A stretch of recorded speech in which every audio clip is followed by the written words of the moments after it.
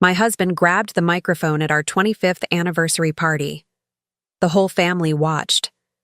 "Let's be honest," he laughed. "I made the money. She just changed diapers. She is lucky I kept her." The hotel owner, a billionaire who had been watching from the shadows, stepped onto the stage. He snatched the mic from my husband and said, "She isn't lucky. She is the one who got away. I've been waiting 25 years for you to make a mistake like this. I'm glad to have you here. Follow my story until the end and comment the city you're watching from, so I can see how far my story has reached." I should have known something was wrong the moment I saw Easton adjusting his tie in that particular way, the same way he did before important business presentations. 25 years of marriage teaches you to read the signs, even when you wish you couldn't. The Grand Meridian Ballroom sparkled around us, every surface gleaming under the massive crystal chandeliers. White lilies, my favorite flowers, though Easton had chosen them because they photographed well, filled enormous vases throughout the room. The scent was almost overwhelming, sweet and cloying, mixing with the expensive perfumes of our 200 guests. I smoothed my hands over the blue silk dress I'd chosen so carefully. Easton had barely glanced at it when I'd shown him earlier, too busy reviewing his speech notes. I'd spent 3 hours at the salon that morning, wanting to look perfect for our anniversary celebration. 25 years, a quarter of a century. It should have felt like an achievement. Instead, as I watched Easton glad hand his business associates and their wives, I felt invisible. Again. The children, though at 23 and 20 I suppose I should stop calling them that, had flown in for the occasion.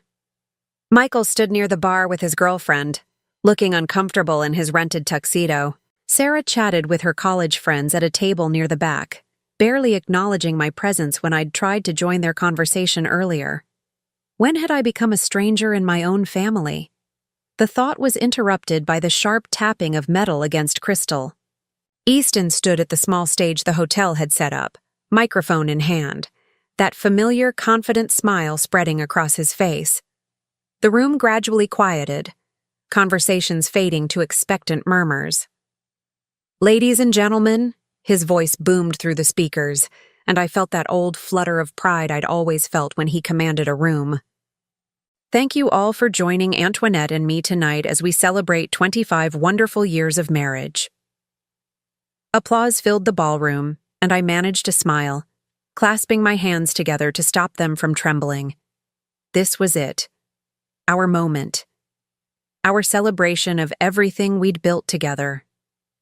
"You know," Easton continued, his tone shifting to something more casual, more intimate, "I've been thinking about what makes a marriage work, what makes it last through all the ups and downs." I leaned forward slightly, curious despite myself. We'd never really talked about what made our marriage work. We just existed together, parallel lives that occasionally intersected. "And I realized," Easton said, his smile widening as scattered chuckles rippled through the crowd, "it comes down to knowing your roles, understanding who brings what to the table." Something cold settled in my stomach. The way he said it, the slight emphasis on certain words. It felt wrong. Calculated. "Let's be honest here," Easton's voice carried easily through the suddenly silent room. "I made the money. I built the business. I provided the lifestyle we all enjoy." He gestured broadly at the opulent ballroom, at the designer gowns and expensive suits surrounding us. "Antoinette, well, she changed diapers." The words hit me like a physical blow. I actually felt my breath catch, felt the color drain from my face as the room erupted in uncomfortable laughter. Not real laughter, the kind of forced chuckling people do when they're witnessing something they shouldn't be witnessing. But Easton wasn't finished. "She is lucky I kept her," he said, and this time his smile looked sharp, predatory. "Really? What else would she do? She has no skills, no education that matters. She's been living off my success for 25 years. The room had gone completely silent now. Even the waitstaff had stopped moving, frozen in place like extras in a movie who'd forgotten their blocking. I could feel hundreds of eyes on me, feel the weight of their pity and embarrassment pressing down like a physical force. My hands were shaking now, my vision blurring as tears threatened to spill over. 25 years of my life reduced to diaper changing and lucky breaks. 25 years of supporting his dreams, raising his children, managing his household, being the perfect wife, all of it dismissed with casual cruelty in front of everyone we knew. I started to stand, needing to escape, needing to find somewhere to hide and process what had just happened. But before I could take a single step, another voice cut through the silence. "Excuse me." The voice was calm, controlled, but it carried an authority that made everyone turn, including Easton. I turned too, and felt my heart stop completely. Landon Blackwood stood at the edge of the stage, tall and silver-haired and completely unchanged in all the ways that mattered. 25 years had been kind to him. He'd grown into his angular features, his dark eyes more commanding than ever. He wore a perfectly tailored black suit that probably cost more than most people's cars, but he moved with the same quiet confidence he'd had as a struggling design student. What was he doing here?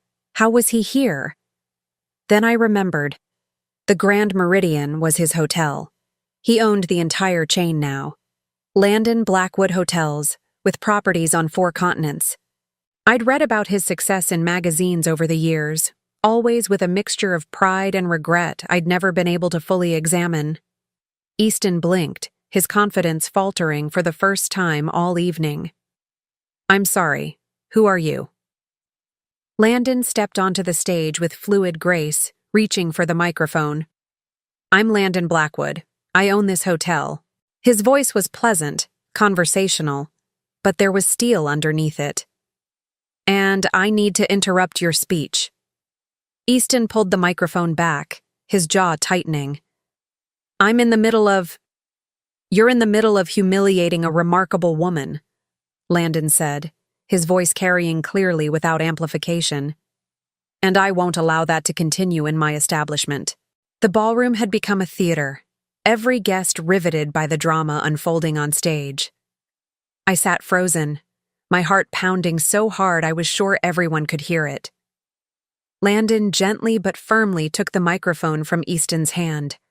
When he spoke again, his voice filled the room with quiet authority. "Ladies and gentlemen, I apologize for interrupting this celebration, but I think you should know something about the woman this man just insulted." He turned to look directly at me, and something in his expression made my breath catch. It was the same look he'd given me all those years ago when he'd asked me to marry him. The same look I'd turned away from because Easton represented safety, security, everything I thought I needed. "Antoinette isn't lucky," Landon said, his eyes never leaving mine. "She isn't fortunate to have been kept by anyone. She is the one who got away. And I've been waiting 25 years for the man who won her to make exactly this kind of mistake." The silence that followed was absolute. No one moved, no one breathed, no one seemed capable of processing what they'd just heard. Easton's face had gone from confident to confused to something approaching panic. "What? What are you talking about? Who are you to her?" Landon finally looked away from me, turning to face my husband with an expression I couldn't quite read. "I'm the man who loved her first. The man who would have spent every day of the last 25 years making sure she knew exactly how extraordinary she is."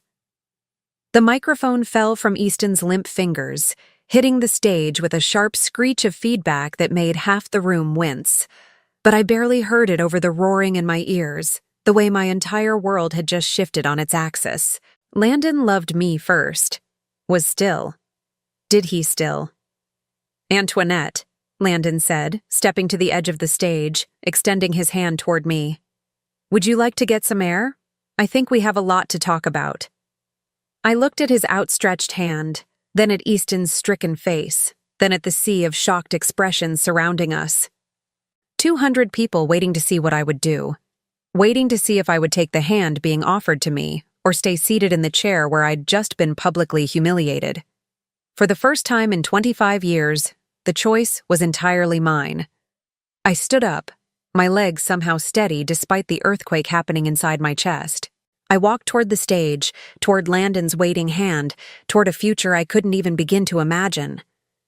Behind me, I heard Easton's voice, small and panicked. "Antoinette, don't you dare! Don't you dare walk away from me!" But I was already walking, and for the first time in decades, I wasn't looking back. The cool night air hit my face like a benediction as Landon led me through the hotel's private entrance, away from the stares and whispers that had followed us out of the ballroom. My hand was still in his, and I couldn't bring myself to let go. It felt like an anchor in a storm I hadn't even realized was brewing. We walked in silence through the hotel's elegant corridors until he stopped at a set of glass doors that opened onto a private terrace overlooking the city. The lights of downtown stretched out below us, and for the first time in hours, I could breathe properly. "Are you all right?" Landon asked softly, finally releasing my hand. I almost laughed at the absurdity of the question. Was I all right? My husband had just humiliated me in front of 200 people, and the man I'd chosen not to marry 25 years ago had just declared his love for me in the same breath. All right seemed like a foreign concept. "I don't know," I said honestly, wrapping my arms around myself. The evening was warm, but I felt cold down to my bones. "I don't know anything anymore." Landon shrugged out of his jacket and draped it over my shoulders without asking. It smelled like expensive cologne and something else, something that brought back a flood of memories I'd been suppressing for decades. "You were studying industrial design," he said quietly, and I startled at the unexpected direction of his thoughts. "At Northwestern. You were the most talented student in our program." My throat tightened. Nobody had mentioned my design work in years. Not since I'd packed away my portfolio and easel to become Mrs. Easton Crawford, full-time wife and mother. "That was a long time ago," I managed. "Not so long that I've forgotten the lamp design you created for Professor Williams' class, the one with the curved glass base that caught light from 3 different angles." Landon's voice was warm with remembered admiration. He said it was the most innovative piece he'd seen in 15 years of teaching. I closed my eyes, remembering. I'd been so proud of that lamp, so excited about the possibilities it represented. I'd had plans, sketches for an entire line of lighting fixtures that would revolutionize residential design. I was going to change the way people thought about illumination in their homes. Instead, I'd gotten pregnant with Michael and married Easton, and those sketches had ended up in a box in our attic, forgotten like so many other dreams. "Why are you here, Landon?" I asked, needing to redirect the conversation before the memories became too painful. "I mean, I know you own the hotel, but tonight? Why tonight?" He was quiet for a long moment, looking out over the city. When he finally spoke, his voice was careful, measured. "I've been keeping track of you, Antoinette. Not in a stalking way," he added quickly, seeing my expression. "But you were the love of my life. When someone matters that much to you, you don't just forget they exist." The love of his life. The word sent a shock through my system that I wasn't prepared for. "I knew about the anniversary party," he continued. "I knew Easton had booked the ballroom. I told myself I wouldn't interfere, wouldn't insert myself into your life. But then I heard him practicing his speech this afternoon. My stomach dropped. You heard. He was in the presidential suite, going over his remarks with his assistant. The walls aren't as soundproof as guests think they are." Landon's jaw tightened. He was laughing about it, Antoinette, about how he was going to put you in your place in front of everyone, about how you'd gotten too comfortable lately, needed to be reminded of your position in the marriage. The words hit me like physical blows. Easton had planned it, had scripted my humiliation, rehearsed it, anticipated my reaction like a business presentation. 25 years of marriage, and he'd reduced our relationship to a power play. "I couldn't let it happen," Landon said simply. "I couldn't stand there and watch him destroy you without fighting back." Fighting back. When was the last time anyone had fought for me? When was the last time I'd fought for myself? The answer came with brutal clarity.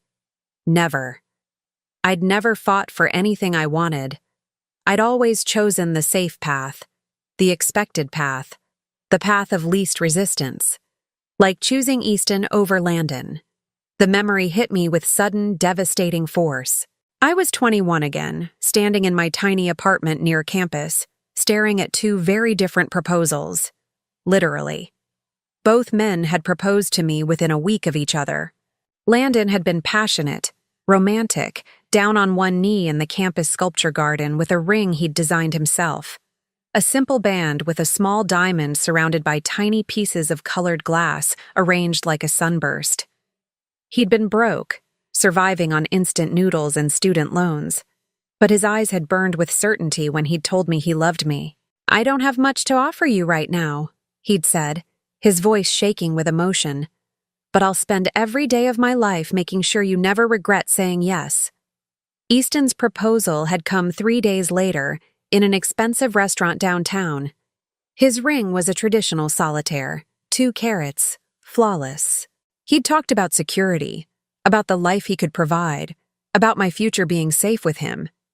He'd had a plan, a 5-year timeline for his career advancement, a projected income chart, a list of neighborhoods where we'd look for houses. I'd chosen the plan. I'd chosen security over passion, certainty over possibility. I'd convinced myself it was the mature decision, the smart decision. I'd been such a fool. "Do you remember the project we worked on together?" Landon asked suddenly. "Senior year, the integrated living space design?" Of course I remembered. We'd spent 3 months developing a revolutionary concept for multifunctional furniture that could transform small spaces. Modular pieces that served multiple purposes. A complete rethinking of how people lived in urban environments. It had been brilliant, innovative, ahead of its time. "Professor Chen said it was graduate-level work," I whispered. "It was better than graduate-level work. It was market-ready. We could have patented it, started a company." Landon turned to face me fully. "But you dropped out of the program to marry Easton." The guilt I'd carried for 25 years pressed down on me like a physical weight.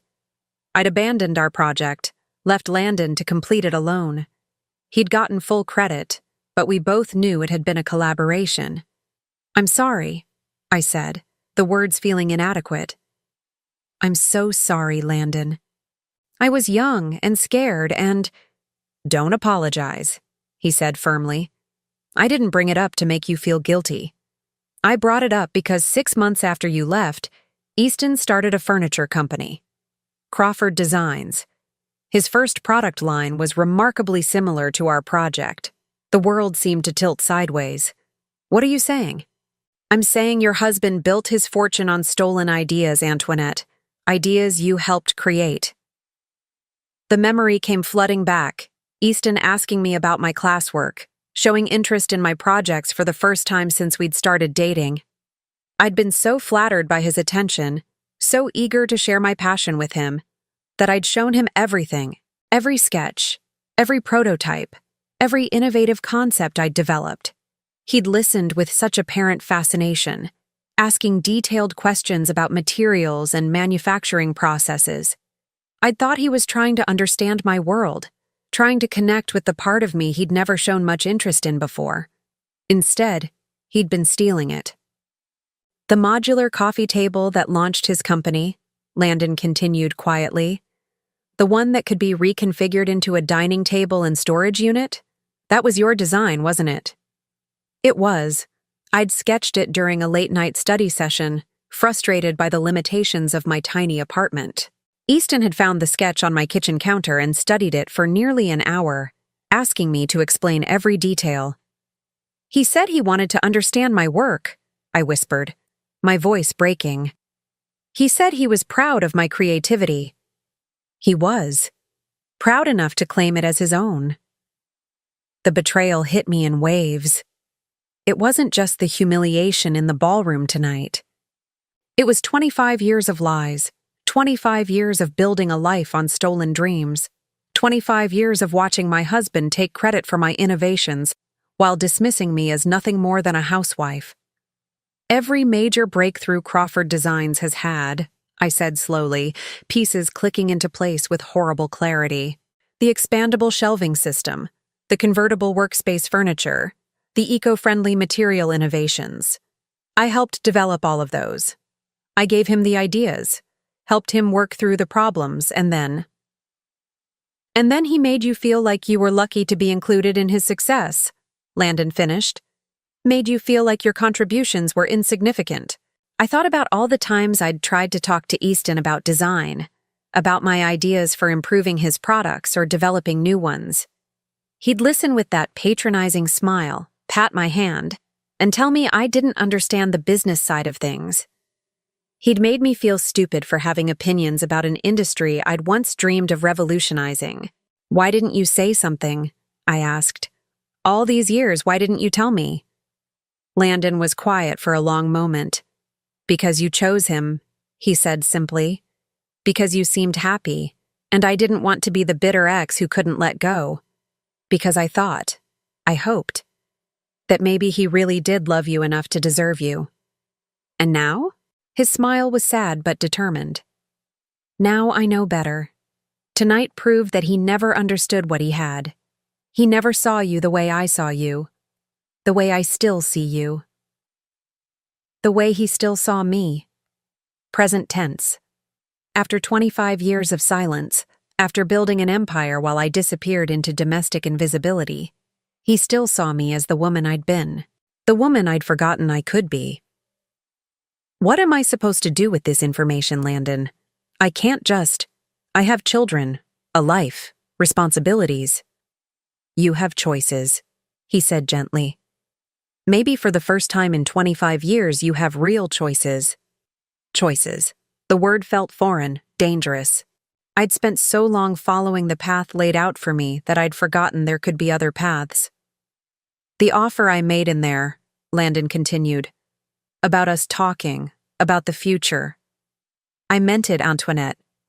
I've built something real over the past 25 years. I have resources, connections, opportunities. I could help you reclaim what's yours. Your marriage ended tonight, he said, not unkindly, but with absolute certainty. The moment Easton humiliated you in front of 200 people, the moment he reduced 25 years of partnership to diaper changing and charity, your marriage ended. The only question now is what comes next. What comes next? Another foreign concept. For 25 years, I'd known what came next. Another day of supporting Easton's dreams while burying my own. Another day of being grateful for scraps of attention from my own family. Another day of diminishing myself to make others comfortable. I need time, I said finally. I need to think. Landon reached into his jacket pocket and pulled out a business card. Take all the time you need, but when you're ready to remember who you really are, call me. I took the card, my fingers brushing his in the exchange. The touch sent electricity through me, a reminder of feelings I'd spent 25 years suppressing. The woman who designed that lamp, he said softly. The woman who could see possibilities where others saw limitations. She's still in there, Antoinette. She's been waiting for someone to believe in her again. Believe in her. In me. When was the last time anyone, including myself, had believed in me? As Landon walked away, leaving me alone with the city lights and the weight of 25 years of revelations, I realized something that terrified and exhilarated me in equal measure. I wanted to remember who I really was. I wanted to find that woman again, even if it meant destroying everything I thought I knew about my life. The question was whether I had the courage to try. I didn't go home that night. I couldn't face Easton, couldn't stomach the thought of walking into our perfectly appointed house in Westfield Manor and pretending that everything was normal. Instead, I drove aimlessly through the city until I found myself parked outside the old Northwestern campus, staring at the building where I'd once believed I could change the world. My phone had been buzzing incessantly since I'd left the hotel. Easton, the children, even some of the guests from the party, probably calling to satisfy their curiosity about the drama they'd witnessed. I'd turned it off an hour ago, needing the silence to think. Landon's business card sat on my dashboard, catching the streetlight like a small beacon. I'd picked it up and put it down a dozen times, my finger hovering over his number. What would I even say? Thank you for destroying my marriage? Thank you for revealing that my entire adult life had been built on theft and lies? Thank you for reminding me who I used to be? When my phone finally rang at 7 in the morning, I almost didn't answer, but the caller ID showed Sarah's name, and something in me couldn't ignore my daughter, even now. Mom? Sarah's voice was small, uncertain. Where are you? Dad's been calling everyone, and Michael's freaking out, and what happened last night? I closed my eyes, feeling the weight of 23 years of motherhood pressing down on me. How could I explain this to my children? How could I tell them that their father had built their comfortable life on stolen dreams? That their mother had been complicit in her own erasure? I'm okay, sweetheart, I said finally. I just needed some time to think. But that man, the one who said those things about you and Dad, who was he? The one who said those things. Not the one who humiliated me. Landon was the one Sarah was questioning. Even now, even after witnessing Easton's cruelty, she was more concerned about the stranger who'd defended me than the father who'd torn me down. I'd raised them to see me as less than. I'd raised them to accept their father's version of reality where I was lucky to be included, grateful to be kept. The realization was devastating. Someone I knew a long time ago, I said carefully, before I married your father. Silence stretched between us. Then quietly, Are you coming home? Home. The word felt foreign now, charged with implications I wasn't ready to examine. Was that massive house in Westfield really home? Or was it just another beautiful prison I'd helped build around myself? I don't know yet, I admitted. Sarah was quiet for a long moment. Dad's really upset. He's been drinking since last night, and he keeps saying he's going to ruin that man's business. He called some lawyers and Uncle Richard and... She trailed off, probably realizing she was sharing information I might not want to hear.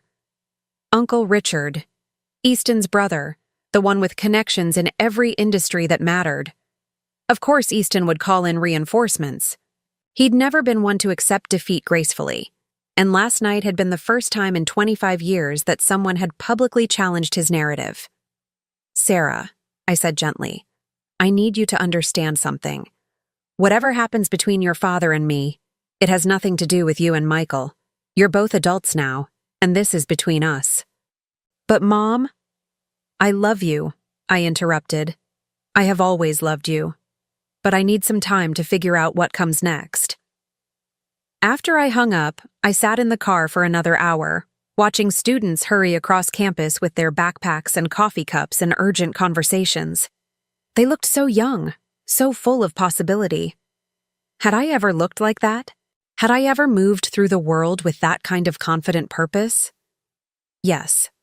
Once. Before I'd learned to make myself smaller, before I'd convinced myself that dreams were luxuries I couldn't afford. My phone buzzed with a text from an unknown number. I know you're struggling with all of this. When you're ready to hear the whole story, I'll be at the Meridian. Suite 1207. No pressure, no expectations, just truth. L. The whole story. What more could there possibly be? But even as I thought it, I knew I was going to go. I'd spent 25 years living with half-truths and carefully constructed narratives. If I was going to rebuild my life, if I was even going to understand what needed rebuilding, I needed to know everything. The elevator ride to the 12th floor felt endless. I'd changed clothes at a department store, trading my evening gown for simple jeans and a sweater. But I still felt exposed, vulnerable. What was I doing? What was I hoping to accomplish? Landon answered the door before I could knock, as if he'd been waiting by the window. He looked different in daylight, more human somehow. The silver in his hair was more pronounced, and there were lines around his eyes that spoke of years of hard work and responsibility. But his smile was the same, warm, genuine, touched with something that might have been relief. "Thank you for coming," he said simply, stepping aside to let me in. The suite was elegant, but not ostentatious, decorated in warm neutrals with floor-to-ceiling windows overlooking the city. A pot of coffee sat on the table, along with pastries from what I recognized as the hotel's signature bakery. He'd prepared for my visit without being presumptuous about it. "I wasn't sure you would," he continued, gesturing for me to sit wherever I was comfortable. I chose the chair by the window, needing the light and the view to ground me. "I almost didn't. This is complicated." "It doesn't have to be." Landon sat across from me, leaving plenty of space between us. "I'm not trying to complicate your life, Antoinette. I'm trying to simplify it." "By telling me my marriage was built on stolen ideas? By declaring your feelings in front of 200 people? That's simplifying?" He had the grace to look embarrassed. "The declaration wasn't planned. Seeing him humiliate you like that, I lost my temper. It wasn't my finest moment." "But you meant it. What you said about waiting 25 years. It wasn't really a question, but he answered anyway. Every word. The honesty in his voice sent a shock through me. After years of Easton's calculated responses, his careful management of every conversation, Landon's directness was almost overwhelming. "Why?" I asked. "You could have had anyone. You built an empire. You're successful, powerful. Why hold on to feelings for someone who rejected you?" Landon was quiet for a long moment, looking out at the city. When he spoke, his voice was soft but certain. "Do you remember the night before you accepted Easton's proposal? We were in your apartment, working on the lighting project. You'd been struggling with the power distribution problem for weeks." I remembered. I'd been frustrated to the point of tears, convinced that my design was fundamentally flawed. "You were about to give up," Landon continued. "You said it was impossible, that you weren't smart enough to solve it. And then you had that moment of inspiration, the cascade design that would distribute power through multiple pathways. Do you remember what you said when it finally worked?" I did remember. I'd been so excited, so proud of the breakthrough. I said it felt like flying. "You said it felt like flying," he repeated, and I realized that I wanted to spend the rest of my life watching you have those moments. I wanted to be there every time you figured out something impossible, every time you created something beautiful. I wanted to build a life around your dreams taking flight. The memory was so vivid I could almost smell the coffee we'd been drinking, could almost feel the excitement that had coursed through me when the design finally came together. It had been one of the last times I'd felt that way, truly alive, truly myself. "But you chose safety instead," Landon said, not accusingly, but with deep sadness. "And I understood why. Easton offered you security, certainty. I was offering you. Well, I was offering you a leap of faith." "I was scared," I whispered. "I was 21 and terrified of making the wrong choice." "I know. And I've spent 25 years wondering if I could have made it easier for you. If I could have offered you more security, more certainty. If I could have convinced you that taking the leap was worth it. You never tried to contact me.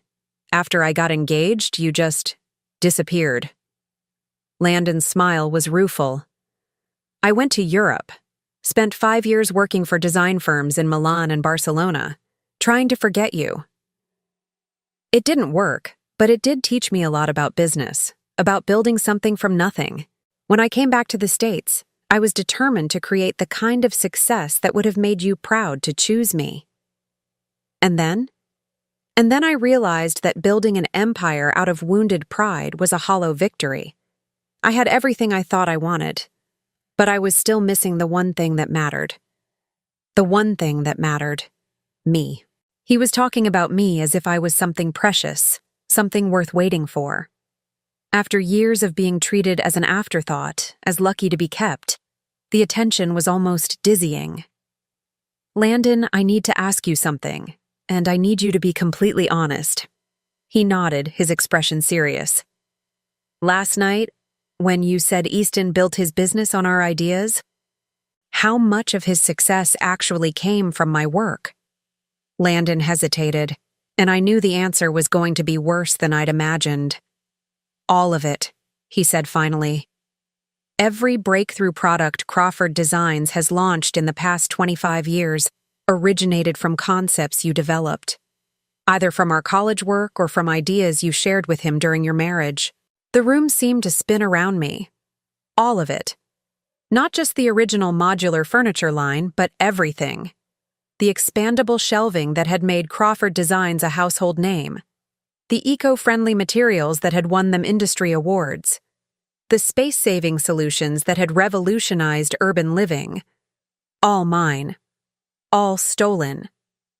How do you know that? I asked, my voice barely above a whisper.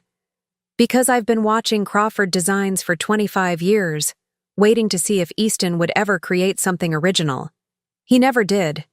Every innovation he claimed was a variation on work you'd already done. Sometimes he changed the materials or modified the proportions, but the core concepts were always yours. But how could you possibly know? Because I kept copies of everything we worked on together. Every sketch, every prototype, every brainstorming session. I told myself it was for professional reference, but really, I couldn't let go of the last pieces of you I had. He stood and walked to a sleek briefcase by the window, withdrawing a thick portfolio. When he set it on the coffee table between us, my breath caught. It was my old sketch pad from senior year, the one I'd thought was lost in the chaos of moving out of my dorm. The leather cover was worn soft with age, but I recognized every scuff and stain. You kept this? I whispered, reaching out to touch the familiar surface. I kept everything, Landon said quietly, including the original design for the lamp that started it all, the one Professor Williams called revolutionary, the one that became the basis for Easton's first product line. I opened the portfolio with trembling hands, and 25 years of suppressed memories came flooding back. Page after page of detailed sketches, concept drawings, innovative solutions to design problems that wouldn't become industry standard for years. Work I'd poured my heart and soul into. Work I'd been so proud of. Work I'd convinced myself had been meaningless amateur efforts. He made me believe I was nothing, I said, tears blurring my vision as I turned the pages. He made me believe these were just silly student projects. They weren't silly, they were brilliant, and they made him rich. Rich on my ideas, successful on my innovations, respected for stealing my dreams. What am I supposed to do with this information? I asked, looking up at Landon through my tears. Sue him? Destroy my children's father? Blow up my entire life for revenge? I'm not asking you to destroy anything, Landon said gently. I'm asking you to reclaim what's yours. The ideas, yes, but more than that. I'm asking you to reclaim yourself. Reclaim myself. The woman who'd designed these innovations, who'd seen possibilities where others saw limitations. The woman who'd felt like she was flying when a complex problem finally yielded to her imagination. How? I asked. How do you reclaim 25 years of lost identity? Landon leaned forward, his eyes intense. You start creating again. You remember what it felt like to solve impossible problems. You let yourself dream big again. I'm 56 years old, Landon. I've been out of the design world for decades. Technology has changed. Markets have evolved. Design is design, he interrupted. Good ideas are timeless. And you. He reached across the table and covered my hand with his. You were always the most innovative thinker I knew. That doesn't just disappear. His touch was warm, solid, real. For the first time in years, I felt like someone was seeing me, really seeing me, not as a wife or mother or convenient accessory, but as myself. "I have an offer for you," Landon said, his voice steady and sure. "Not a romantic proposition, not a rescue mission. A business opportunity." I raised an eyebrow, curious despite my emotional upheaval. "I'm launching a new division of Blackwood Hotels, sustainable design consulting. Hotels around the world are demanding eco-friendly, space-efficient solutions, but most design firms are still thinking in outdated paradigms. I need someone who can revolutionize how we approach hospitality spaces." My heart began to pound. "You're offering me a job?" "I'm offering you a partnership. 50-50 ownership of the new division, full creative control, a chance to see your ideas implemented on a global scale." His grip on my hand tightened slightly. "A chance to show the world what Antoinette Crawford can really do." A partnership, creative control, global scale. The words sent electricity through me, awakening something that had been dormant for so long I'd forgotten it existed. "The salary would be $200,000 to start," Landon continued, "plus profit sharing once we're established. But more importantly, you'd own your work. Every design, every innovation, every breakthrough, it would be yours. Legally, publicly, permanently yours. Own my work." After 25 years of watching Easton profit from my ideas, the concept felt revolutionary. "I can't," I said automatically, the response so ingrained I didn't even think about it. "I mean, I have responsibilities, obligations." "To whom?" Landon asked quietly. "To the husband who humiliated you publicly? To the children who are adults with their own lives? To yourself?" To myself. When was the last time I'd had an obligation to myself? "I need time," I said. But even as I spoke the words, I could feel something shifting inside me. A spark of the old excitement, the old hunger to create something meaningful. "Take all the time you need," Landon said. "But while you're thinking, consider this. Right now, Easton is probably planning how to discredit me, how to minimize what happened last night. He's going to try to convince everyone, including you, that I'm just a bitter man trying to steal his wife." "Aren't you?" I asked, but without accusation. I genuinely wanted to know. Landon's smile was sad but honest. "Maybe partly, but mostly, I'm a businessman who recognizes exceptional talent when I see it. And I'm someone who believes that 25 years is long enough for brilliance to stay buried." Long enough for brilliance to stay buried. The phrase resonated through me like a bell. How long was I willing to keep burying who I really was? How long was I willing to let fear keep me small? "There's something else you should know," Landon said, releasing my hand and reaching for another folder. "About what Easton's planning to do next." My stomach clenched. "What do you mean?" "My security team picked up some interesting phone calls from your house last night. Calls to his lawyer, his brother, some business associates. He's not planning to apologize or try to win you back, Antoinette. He's planning to destroy you." "Destroy me how?" Landon's expression was grim. "He's going to claim you're having a mental breakdown, that you're emotionally unstable, possibly dangerous. He's going to use last night as evidence that you need psychiatric help, that you can't be trusted to make rational decisions about your future." The words hit me like ice water. Of course. Of course Easton wouldn't just let me walk away. He'd turn my moment of strength into evidence of weakness, my first act of self-preservation into proof of instability. "He can't do that," I said, but my voice sounded uncertain even to myself. "He can try.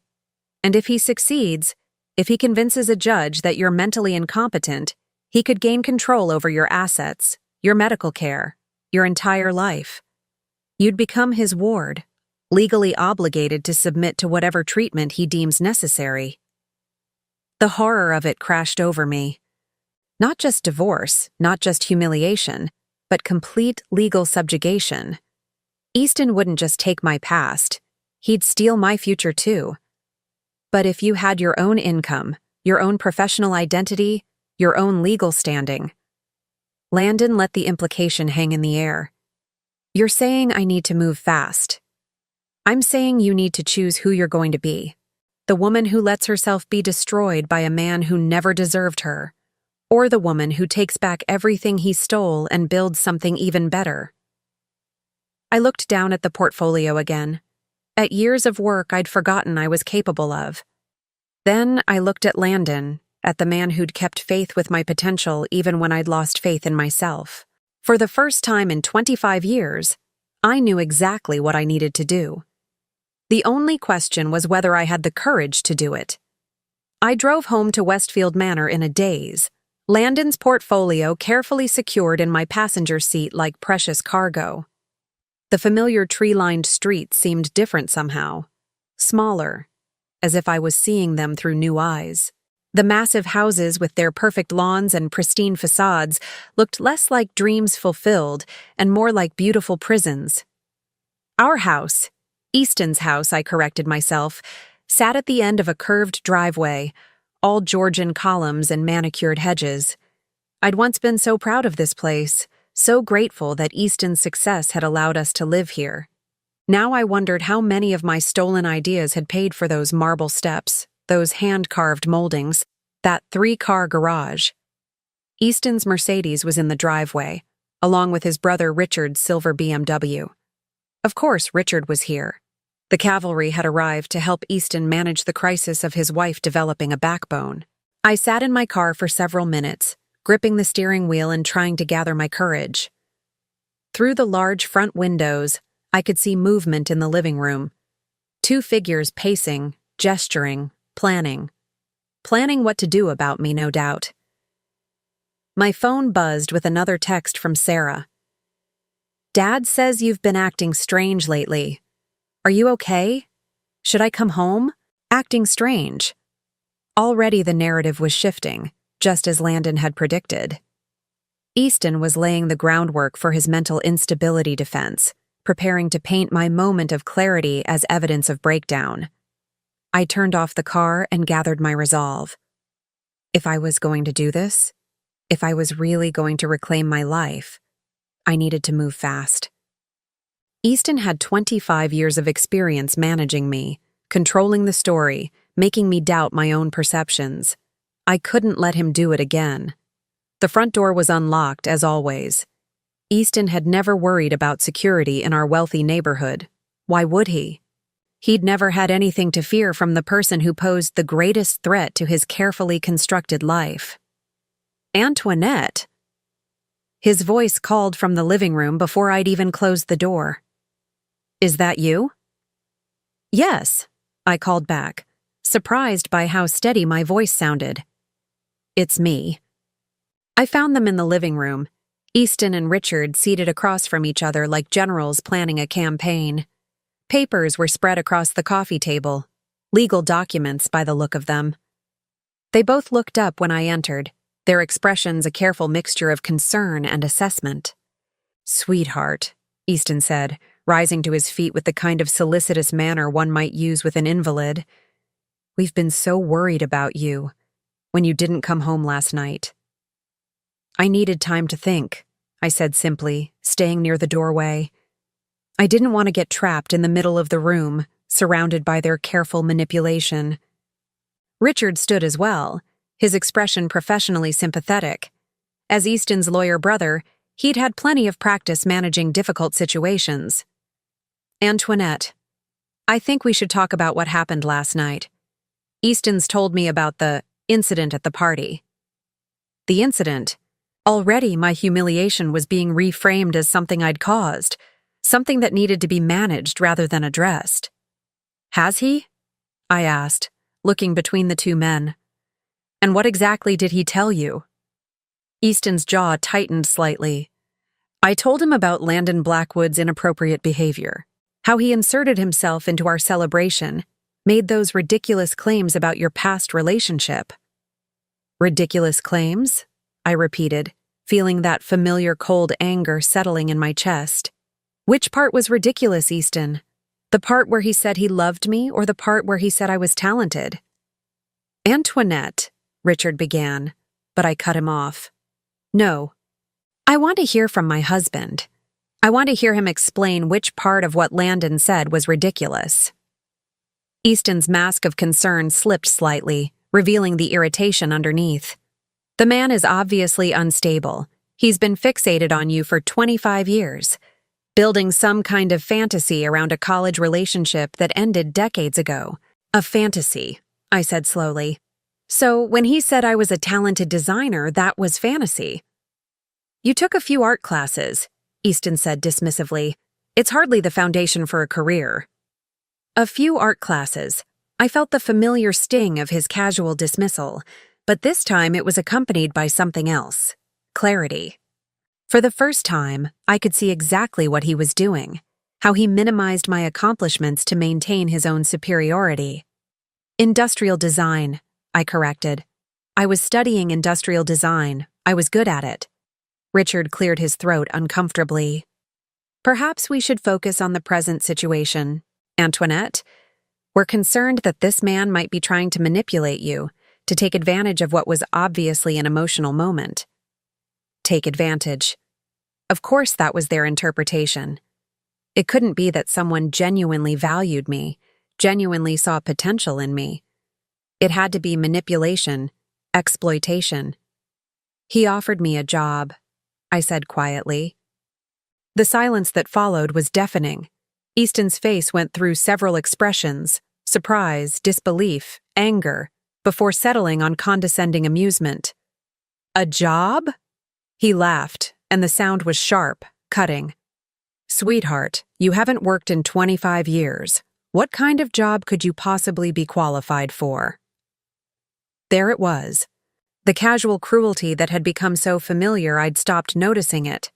The automatic assumption that I was useless, unemployable, dependent on his charity for survival. A design position, I said, my voice gaining strength. A partnership, actually, in sustainable hospitality design. Richard and Easton exchanged a look, one of those male glances that said clearly what they thought about my intelligence, my judgment, my ability to assess reality. Antoinette, Richard said gently, I think you need to consider the possibility that this man is not being entirely honest with you. Men like Blackwood don't offer partnerships to people without extensive professional experience. Men like Blackwood, successful men, men who built real empires, who made real decisions. Unlike women like me, who just changed diapers and got lucky. Unless, Easton added, his voice taking on a nastier edge, he's not really interested in your design skills. The implication hung in the air like a toxic cloud. Of course that was what they'd assume, that any interest in me had to be sexual, predatory, inappropriate. The idea that I might have actual value, actual talent worth investing in, was apparently too far-fetched to consider. You think he offered me a partnership because he wants to sleep with me? I asked, my voice dangerously quiet. I think, Easton said carefully, that you're emotionally vulnerable right now, and that men like Blackwood are experts at exploiting that vulnerability. Exploiting vulnerability. Everything about this conversation was about my weakness, my susceptibility, my inability to think clearly or protect myself. They weren't discussing my humiliation at the party, Easton's public cruelty, or the problems in our marriage. They were focused entirely on managing the threat I apparently posed to their carefully ordered world. What would you like me to do? I asked, curious to hear their plan. Richard leaned forward, his expression earnest and professional. We think you should consider getting some help. You've been under a lot of stress lately, and last night was obviously traumatic. There are excellent facilities that specialize in helping people work through these kinds of episodes. Episodes? There was the word Landon had warned me about. My moment of self-respect was being reframed as a mental health crisis requiring professional intervention. What kind of facilities? I asked, though I already knew the answer. Residential treatment centers, Richard said smoothly. Places where you could get the support you need to work through whatever you're going through. away from external pressures and influences that might be confusing you.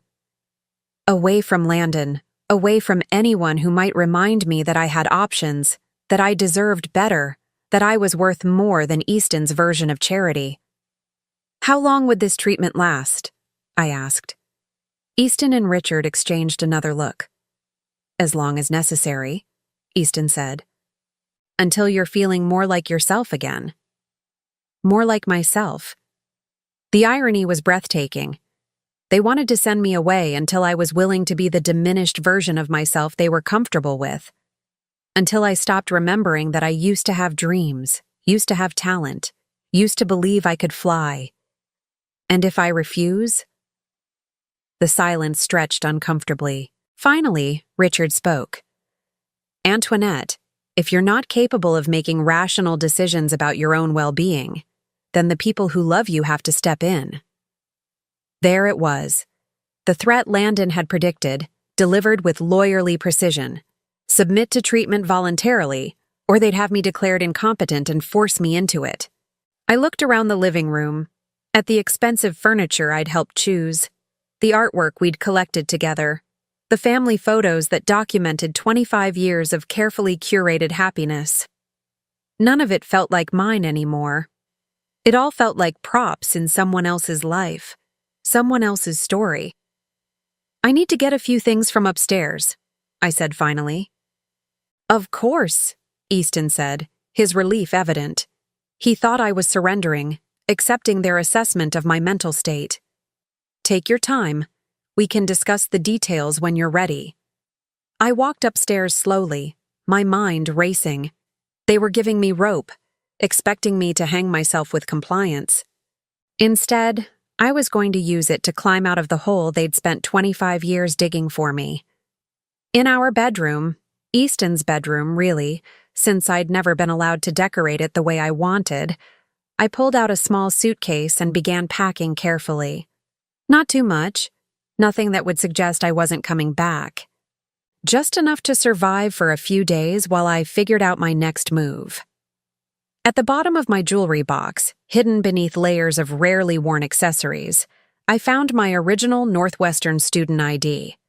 The photo showed a young woman with bright eyes and confident posture, someone who believed she could change the world through good design, someone who'd never learned to make herself smaller. I tucked the ID into my purse along with Landon's business card and my old portfolio. Then I sat at the small writing desk by the window and composed 2 letters. The first was for my children. Michael and Sarah. By the time you read this, I'll have made a choice that might be difficult for you to understand. Your father will probably tell you that I'm having some kind of breakdown, that I need help. I want you to know that I've never been thinking more clearly.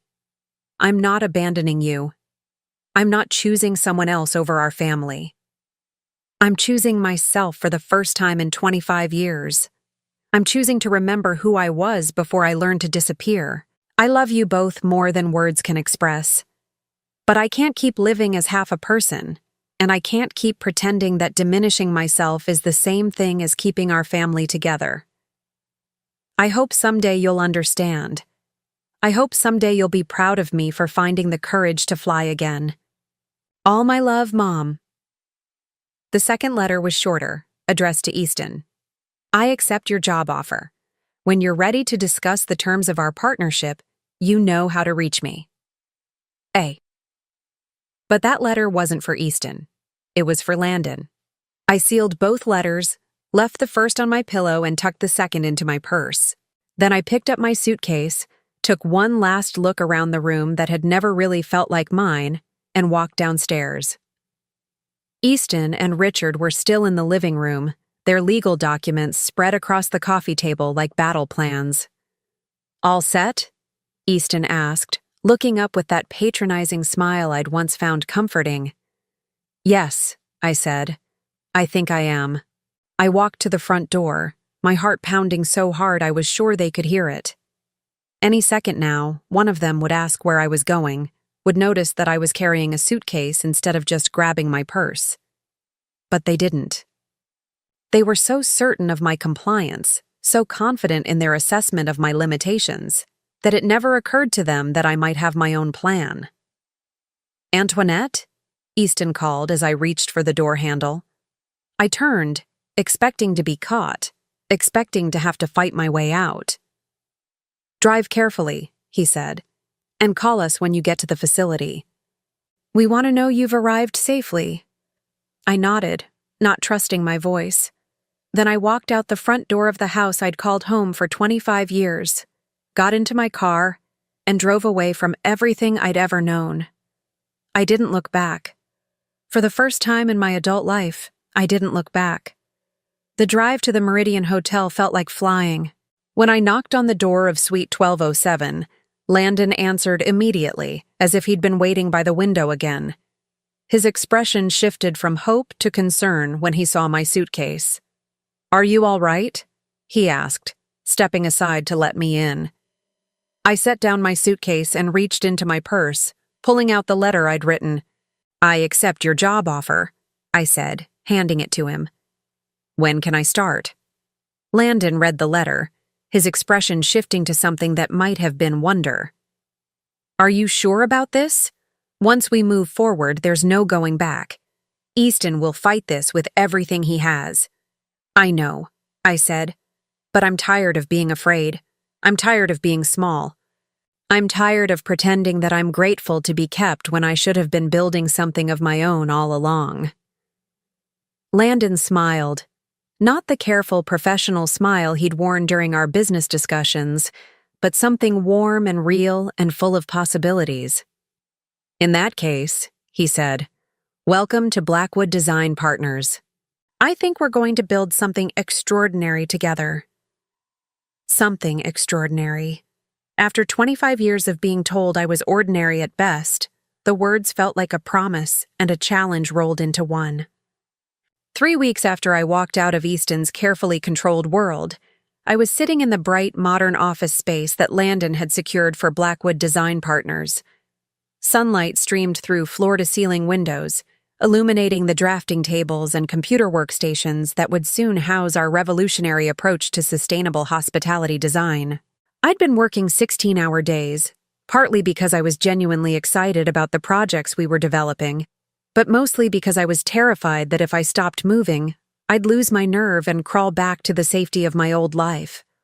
The transformation had been swift and stunning. In just 3 weeks, I'd designed a modular hotel room system that could reduce construction costs by 30% while increasing energy efficiency by nearly half. The prototype had hotel executives flying in from around the world to see what we were creating. But success, I was learning, came with a price. My phone had been ringing constantly since the first industry article about Blackwood Design Partners had been published. Not with congratulations or business inquiries, but with increasingly frantic calls from Easton. I'd stopped answering after the first few conversations made it clear that he wasn't interested in reconciliation. He was focused entirely on damage control. This morning's voicemail had been particularly venomous. "You think you can just walk away and play businesswoman? You think that man actually cares about your pathetic little sketches? I built everything you're trying to destroy, Antoinette. Everything. And I'm not going to let you take it away." I was reviewing the latest designs for our Singapore project when Sarah knocked on my office door. I looked up, surprised to see her. We'd spoken on the phone several times since I'd left, but she'd never visited my new workplace. "Mom?" She stood uncertainly in the doorway, looking younger than her 20 years. "Do you have a minute?" "Of course, sweetheart. Come in." I gestured to the comfortable chairs by the window, clearing away the architectural drawings that covered every surface. Sarah sat down carefully, her designer purse clutched in her lap like a shield. She was dressed in the kind of expensive casual wear that screamed private college student, clothes that Easton's stolen success had purchased. "I've been talking to Dad," she began, and I felt my stomach clench. "He's really worried about you, about this whole situation." "I'm sure he is," I said carefully. "What exactly has he told you?" Sarah shifted uncomfortably. "He says you're having some kind of midlife crisis, that this man Landon is taking advantage of you." That you're going to lose everything you've worked for. Everything I'd worked for. The irony was breathtaking. And what do you think? I don't know what to think, Sarah said, her voice small. This place is amazing, and you seem different, happier. But Dad says you're making a huge mistake, that you're destroying our family for some fantasy. Our family. I studied my daughter's face, seeing echoes of my own features mixed with Easton's stronger jawline. Sarah, do you remember much about me from when you were little? She frowned. What do you mean? Do you remember me ever working? Ever having interests outside of taking care of you and your brother? You volunteered at our schools. You organized charity events. You managed the household. But do you remember me ever creating anything? Ever pursuing my own dreams? Sarah was quiet for a long moment. No, she said finally. But that's what mothers do, right? They sacrifice for their families. Sacrifice for their families. There was the lesson I'd taught her without meaning to, that women existed to serve others, that our own dreams were luxuries we couldn't afford. Sarah, I need to tell you something about your father's business, about how Crawford Designs really started. Over the next hour, I showed her everything. The original portfolio Landon had preserved, the timeline of Easton's innovations compared to my college work, the undeniable evidence that Crawford Designs had been built on stolen ideas. Sarah went through several emotional stages as the truth sank in: disbelief, anger, confusion, and finally, a kind of numb acceptance. All of it? She asked, her voice barely above a whisper. Everything he built came from your work? Not everything, I said gently. Your father is a talented businessman, a skilled marketer. He knew how to take good ideas and turn them into successful products. But the ideas themselves, yes, they were mine. Sarah stared at the sketches spread across my desk, her face pale. Why didn't you ever say anything? Why didn't you fight for credit? Because I believed him when he said I was lucky to be included. Because I thought supporting his success was more important than claiming my own. Because I was young and scared, and I'd been taught that good wives don't compete with their husbands. But now you're competing with him, Sarah said, and there was something in her voice I couldn't quite identify. Now I'm finally being myself, I corrected. For the first time in 25 years, I'm using my talents for my own benefit instead of someone else's. Sarah was quiet for several minutes, studying the designs with new understanding. These are really yours? All of them? Every sketch, every concept, every innovation that made your father's fortune. I paused, choosing my words carefully. Sarah, I need you to understand something. I'm not trying to hurt your father, and I'm not trying to destroy your security. But I can't keep living as half a person just to preserve everyone else's comfort. What about us? Sarah asked, and now I could hear the fear underneath her composure. What about me and Michael? If you're right about this, if Dad's business really is based on stolen ideas, what happens to our future? It was a fair question, and one I'd been grappling with since I'd made my choice. I don't know, I admitted, but I do know that building your future on lies is no foundation at all. Before Sarah could respond, my phone rang.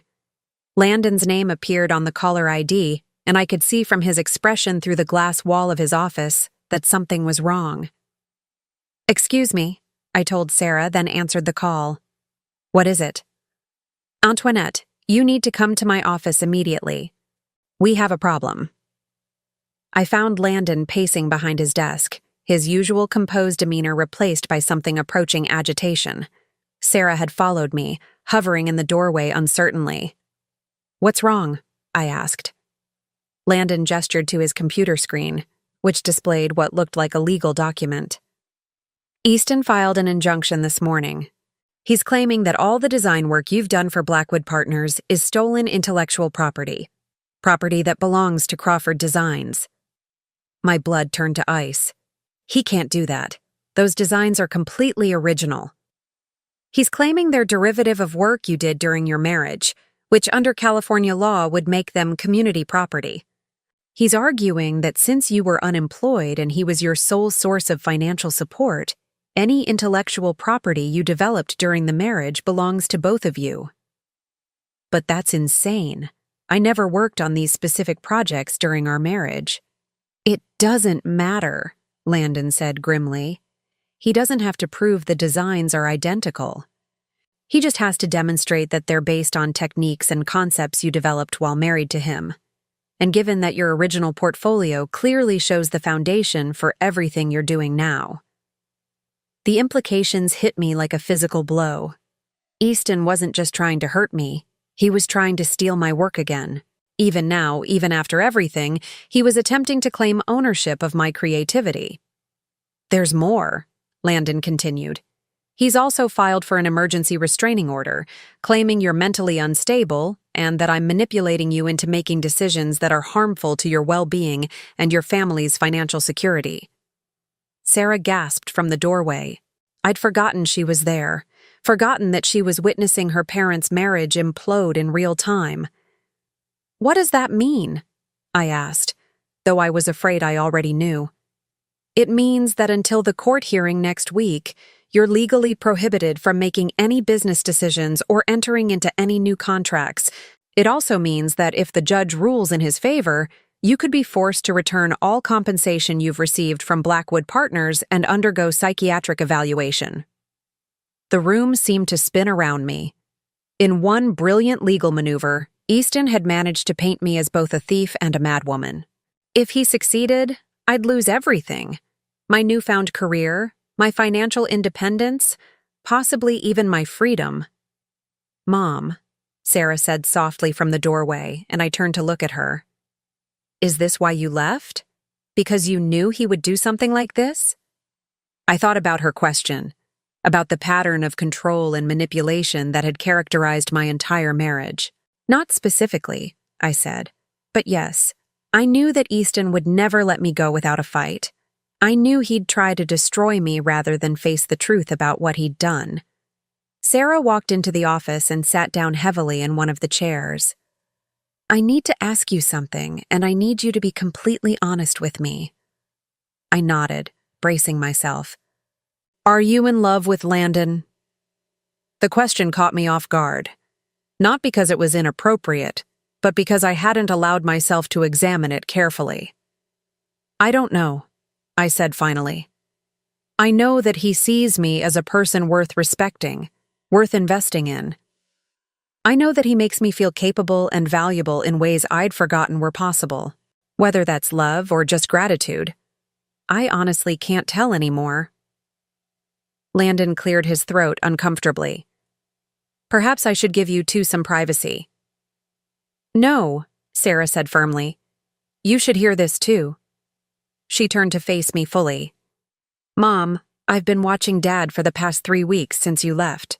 He's been drinking more, staying up all night making phone calls, obsessing over ways to get back at you and Landon. He's not acting like a man who's lost the love of his life. He's acting like someone who's lost control of his property. The observation was so perceptive, so mature, that I felt a surge of pride even in the middle of my crisis. What are you saying? I'm saying that maybe it's time someone in our family chose truth over comfort. Sarah's voice was steadier now, more certain. Maybe it's time someone stood up to Dad instead of just enabling his behavior. I stared at my daughter, seeing her clearly for perhaps the first time in years. She wasn't just the spoiled college student I'd thought she was. She was a young woman capable of making hard choices, of seeing uncomfortable truths. Sarah, if I fight this, if I refuse to back down, things are going to get very ugly very quickly. Your father has resources, connections, legal expertise. He's going to make this as public and as painful as possible. I know, Sarah said simply. But Mom, I've seen your work over the past hour. I've seen what you're creating here. It's extraordinary.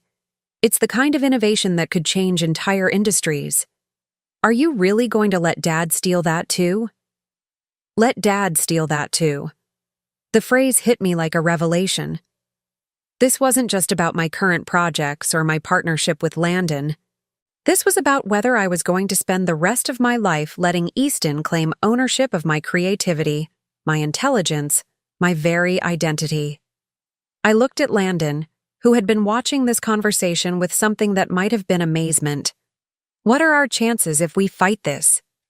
Honestly, it depends on the judge, on how well Easton's lawyers present their case, on whether we can demonstrate that your current work is substantially different from your original designs. He paused.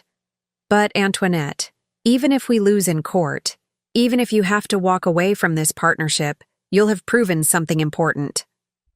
Which is that you're not the helpless, dependent woman he's been telling everyone you are, that you're capable of building something significant on your own, that you're worth fighting for, even if you have to do the fighting yourself. Worth fighting for. After 25 years of accepting whatever scraps of respect Easton was willing to offer, the concept felt revolutionary. I thought about the young woman in those college sketches, the one who'd believed she could change the world through good design. I thought about the mother I wanted Sarah to become. Strong, independent, unafraid to claim her own worth. I thought about the woman I'd glimpsed in the mirror this morning, confident and purposeful in a way I hadn't been since I was 21. Then we fight, I said, my voice steady and sure. We fight with everything we have. Sarah smiled, the first genuine smile I'd seen from her in years. Good. And Mom, for what it's worth, I think you're going to win. As I looked at my daughter and my business partner, at the innovative designs covering every surface of our bright office, I realized something that filled me with quiet joy. I'd already won. Regardless of what happened in court, regardless of Easton's threats and manipulations, I'd already reclaimed the most important thing of all. The courthouse on that Tuesday morning looked like any other municipal building, gray stone, imposing columns, the kind of architecture designed to remind ordinary people that they were entering a place of serious business. But as I walked up those steps with Landon beside me, I felt anything but ordinary. I was wearing a navy blue suit I'd bought specifically for this hearing, the first professional clothing I'd purchased in 25 years. My hair was pulled back in a sleek chignon, and I carried a leather briefcase that contained not just legal documents, but every piece of evidence that proved who I really was. Easton was already there when we entered the courtroom, flanked by his team of expensive lawyers. Richard sat behind him, along with several business associates whose presence was clearly meant to demonstrate the serious financial interests at stake. They all looked supremely confident, like men who had never doubted their right to win. Easton caught my eye and smiled. That same patronizing smile I'd endured for 25 years. It was meant to remind me that I was out of my league, that I should be grateful he was willing to take me back after my little rebellion. Instead, it reminded me of everything I was fighting against. Judge Patricia Holloway was a woman in her early 60s with sharp eyes and graying hair pulled back in a no-nonsense style. She reviewed the preliminary documents with the kind of focused attention that suggested she wasn't easily impressed by legal theatrics. "This is an unusual case," she said, looking up from her papers. "We have a request for an injunction claiming theft of intellectual property, combined with allegations of mental incapacity. Mr. Crawford, you're claiming that your wife's current business activities constitute theft of marital assets?" Easton's lead attorney, a sleek man named Harrison Weber, stood to address the court. "Yes, Your Honor, Mrs. Crawford has taken proprietary design concepts developed during the course of her 25-year marriage and used them to benefit a competing business enterprise. Under California community property law, those concepts belong equally to both spouses. And you're also claiming that Mrs. Crawford lacks the mental capacity to make these business decisions. We're concerned about Mrs. Crawford's emotional state, Your Honor. She abandoned her family home without warning, entered into business partnerships with a man she barely knows, and has been making increasingly erratic decisions. We believe she may be experiencing a psychological crisis that's affecting her judgment. I felt my lawyer, Janet Morrison, tense beside me. We'd prepared for this line of attack, but hearing it stated so clinically in open court was still jarring. "Mrs. Morrison," Judge Holloway said, "how does your client respond to these allegations?" Janet stood with quiet confidence. She was a woman about my age who'd built her reputation defending professionals in intellectual property disputes. "Your Honor, Mrs. Crawford is not mentally incapacitated, nor has she stolen anyone's intellectual property. What she has done is finally reclaim her own creative work after 25 years of watching her husband profit from her ideas." "That's a serious counter-allegation," the judge noted. "You're claiming that Mr. Crawford built his business on his wife's designs?" "We are, Your Honor, and we have extensive documentation to prove it." What followed was the most surreal hour of my life. Janet methodically presented the evidence we'd prepared, my original college portfolio, the timeline of Crawford Designs product launches, testimony from Professor Williams who remembered my work from Northwestern, even statements from former Crawford Designs employees who confirmed that I'd been the source of many innovative concepts over the years. Watching Easton's face as the truth unfolded was both satisfying and heartbreaking. He'd clearly expected this to be a simple matter of asserting male authority over a wayward wife. The idea that I might have legal standing, might have evidence, might actually be telling the truth, was obviously something his lawyers hadn't prepared him for. But the most important moment came when Judge Holloway asked me to address the court directly. "Mrs. Crawford," she said, "I'd like to hear from you personally. Can you explain to the court why you left your marriage and entered into this business partnership?" I stood slowly, my heart pounding but my voice steady. "Your Honor, I left my marriage because I realized I'd been living as half a person for 25 years. I'd convinced myself that supporting my husband's dreams was the same thing as having dreams of my own. I'd accepted that being grateful for his success was enough, even when that success was built on my work." I paused, looking directly at Easton.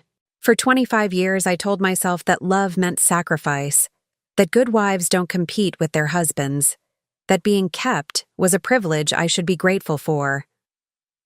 But that night at our anniversary party, when my husband publicly reduced my contributions to diaper changing and luck, I finally understood that I hadn't been loved. I'd been managed. Easton's lawyer started to object, but Judge Holloway waved him off. "Continue, Mrs. Crawford." "The business partnership I entered into with Mr. Blackwood isn't built on stolen ideas, Your Honor. It's built on the ideas I never got to develop because I was too busy supporting someone else's career. It's built on concepts I created after I left my marriage, using skills I'd forgotten I had. And yes, those skills were developed during my marriage, but they were developed by me. They're mine." I reached into my briefcase and pulled out a folder containing my most recent designs, the modular hotel system that was revolutionizing sustainable hospitality design. "These are the designs Mr. Crawford claims belong to him," I said, handing the folder to the judge. "They were created 3 weeks ago in my new office, using software I taught myself and concepts I developed independently. They bear no resemblance to anything in my original college work, or anything Crawford Designs has ever produced. They are entirely my own creation." Judge Holloway examined the designs carefully, comparing them to the earlier work we'd submitted as evidence. After several minutes, she looked up. "Mr. Weber, can you point to any specific similarities between these current designs and the work your client claims ownership of?" Easton's lawyer shuffled through his papers, clearly struggling. "The techniques are similar, Your Honor. The underlying approach to space utilization, the sustainable materials focus—" "Those are industry standards," Judge Holloway interrupted. "Any competent designer would use those approaches. I'm asking about specific design elements that demonstrate actual theft of intellectual property." Weber consulted with his team for several minutes before admitting, "The designs are substantially different in their specifics, Your Honor." "I see." Judge Holloway turned to me.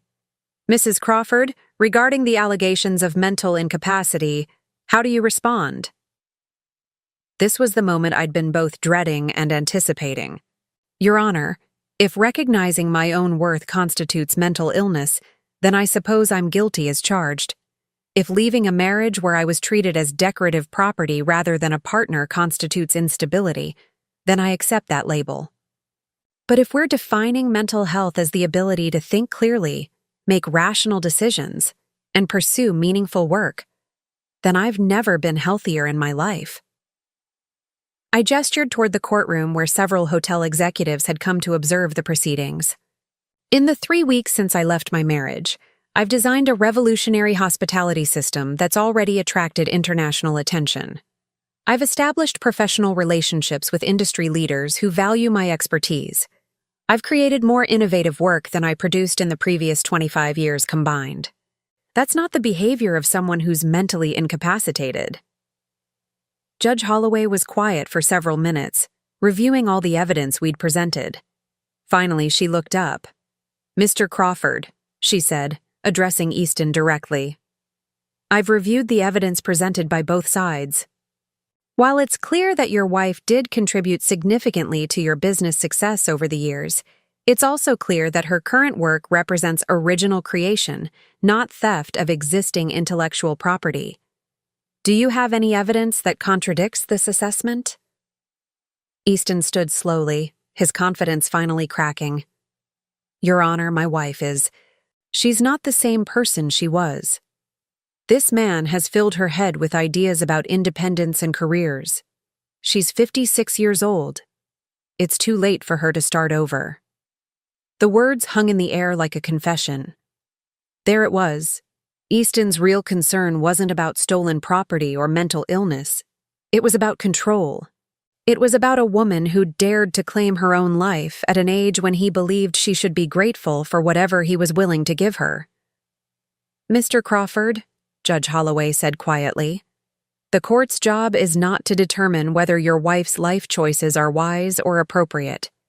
The court's job is to determine whether she's legally competent to make those choices and whether she's committed any crimes in doing so. She paused, her expression stern. Based on the evidence presented today, I find that Mrs. Crawford is clearly competent to make her own business decisions. I also find that there's no evidence she's committed theft of intellectual property. Her current work, while building on skills developed during her marriage, represents original creation that she owns independently. I felt my knees almost buckle with relief. Janet squeezed my arm supportively. Therefore, the judge continued, the request for an injunction is denied. The request for psychiatric evaluation is denied. Mrs. Crawford is free to continue her business partnership and retain any compensation she's received. She looked directly at Easton. Mr. Crawford, I strongly advise you to consider whether pursuing this matter further is in anyone's best interest. The evidence suggests that your wife's contributions to your business success were far greater than you've acknowledged. Continuing to challenge her right to independent success could result in uncomfortable questions about the true origins of your own wealth. The threat was subtle but unmistakable. If Easton kept pushing, the court might start examining just how much of Crawford Designs really belonged to him. As we left the courthouse, I felt something I hadn't experienced in 25 years. Complete, unqualified victory. Not just legal victory, but personal vindication. A public acknowledgement that I was capable, competent, valuable. Sarah was waiting for us on the courthouse steps, having driven down from college to hear the verdict. When she saw my expression, she smiled. The same bright, confident smile I'd had at her age, before I'd learned to dim my own light. "How did it go?" she asked, though my face probably told her everything she needed to know. "Your mother," Landon said, his voice warm with admiration, "was magnificent." Later that evening, I stood on the balcony of my new apartment overlooking downtown, a glass of champagne in my hand, and the lights of the city spread out below me like scattered stars. It was a modest place compared to the mansion in Westfield Manor, but it was mine. Every piece of furniture, every decoration, every choice reflected my taste, rather than someone else's vision of who I should be. My phone had been ringing all afternoon with congratulations from colleagues, interview requests from industry publications, and business proposals from hotels around the world who'd heard about our innovative approach to sustainable design. The woman who'd once been dismissed as unemployable was now being courted by Fortune 500 companies. But the call that meant the most had come from Michael, my son, who'd been silent through most of the divorce proceedings. "Mom," he'd said, his voice quiet but certain, "I owe you an apology. I've been talking to Sarah about everything that happened, about Dad's business and your work, and I'm sorry. I'm sorry I didn't see it sooner. I'm sorry I didn't stand up for you." "You don't need to apologize," I'd told him. "You were raised to see me a certain way. We all were. But I should have looked closer. I should have asked questions. You're brilliant, Mom.